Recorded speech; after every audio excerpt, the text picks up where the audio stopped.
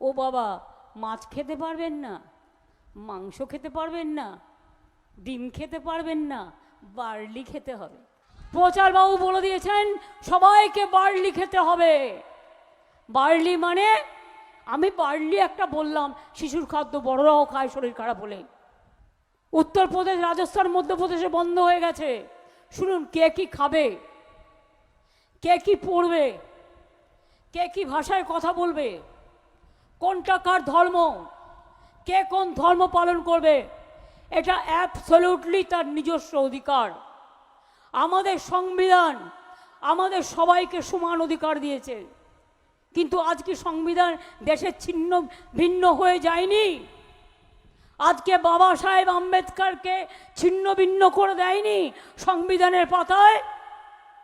ইতিহাস গুলিয়ে দেয়নি, ভূগোল গুলিয়ে দেয়নি? আজকে বলুন তো আপনারা, যে মানুষটা এখানে দাঁড়িয়েছেন বিজেপির হয়ে, তার মুখের ভাষা শুনেছেন? তিনি সবসময় বলেন পেটান, মারুন, জ্বালান, এই হচ্ছে ওদের ভাষা। আর একজন খালি বোমা মারে, আর একজন বাম রাম করে, রামবাম মানে জগাই মাথায় গদাই। বিজেপির দুটো চোখ বাংলায়, একটা চোখ কংগ্রেস আর একটা চোখ হচ্ছে সিপিএম।